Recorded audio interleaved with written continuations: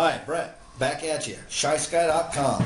Today we're going to discuss, I've had a couple questions asked and thrown on me about what to carry in a small survival kit or a small list of items that I would carry or that I have carried in a survival kit or in a small kit that would go in your bot bag or something that would fit in the size of, we'll say, a fanny pack or a small Ziploc bag or some type of small carrying container that will be with you at all times.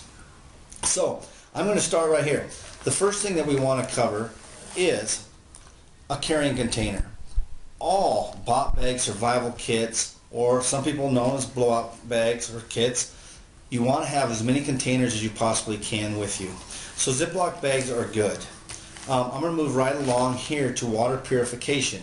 No matter where we're at, we don't know if we have potable water or not. So an oven bag can actually be used in the process of helping you distill water and make water potable and consumable, along with iodine tablets as well.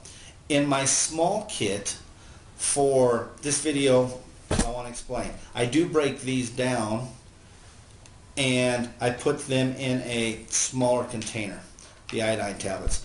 Moving over to cover, I have an emergency blanket, which I believe everybody should have in their survival kit, and I also have tin foil in the survival kit, along with duct tape. This will provide your immediate needs available, along as your signaling devices. And you'll notice in all my videos and future videos, you'll see that I'll never have just one of one item. I will always have at least more than one, because the theory that we like to follow is one is none, two is one. So we have a signaling device, whistle. Also, something that I use, it's a little different in mine, is I use a predator call.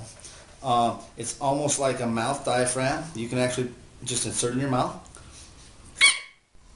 You can use it to call predators as well, or you can use it to make high-pitched whistles for signaling device. So it has multiple uses. Everything in my kit I like to make sure has multiple documented uses and uses that I've used before. In the small kit, I do carry an aspirin, antiseptic towels, and triple antibiotic ointment.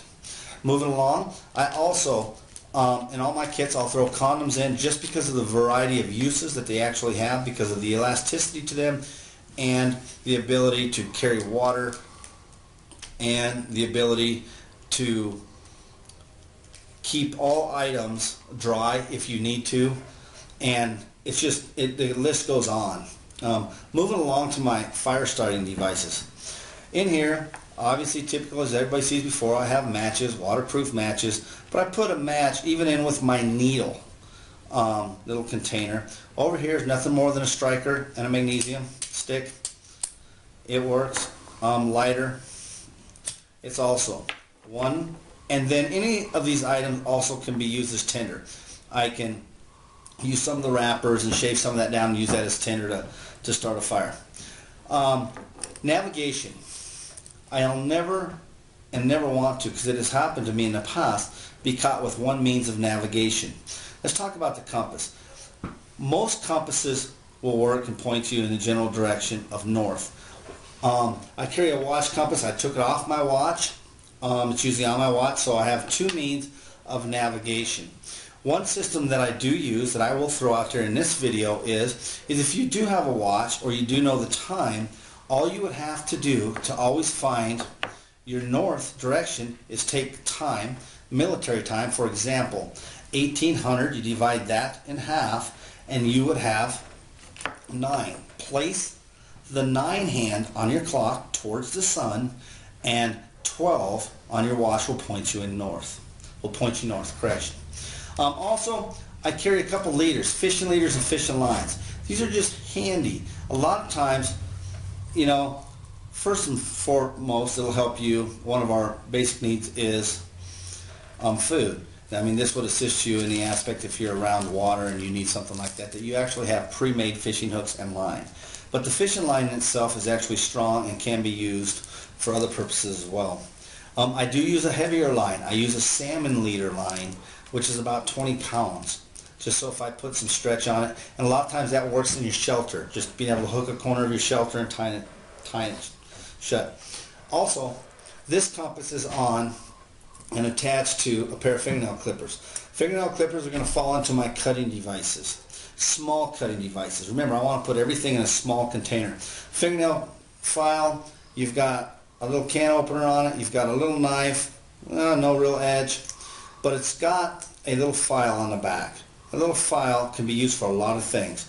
A lot of times you can use your ignition points. You can use this as an ignition point for matches and other items to create a spark. So keep that in mind.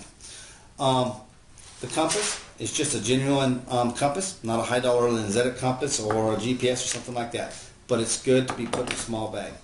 Also, we have cordage. Cordage in a very small kit, I've really narrowed it down to a couple zip ties. I use an archery string. It's called a fast flight string. It's extremely stout. It's zero stretch. It has multiple uses, and I would say take about as much as what you can actually get a hold of, and it's one item that is a good item to have. Keep it wrapped up so it doesn't get tangled up, and that'll serve you well as a very small piece of cordage.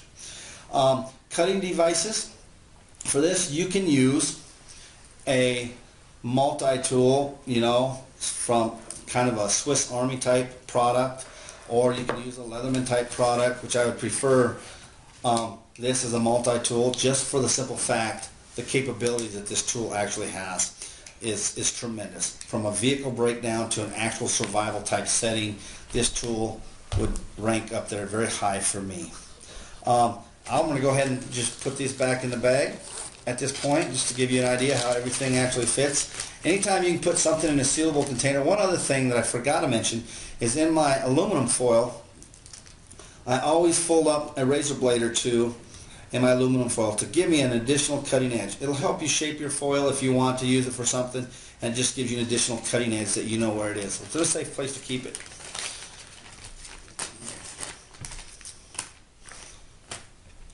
And I keep, this is my smallest survival kit, which does go in a bot bag, and this one's immediately carried on my person in case I have to use my big bop or my survival bag as a cache and have to move pretty quick and leave it behind.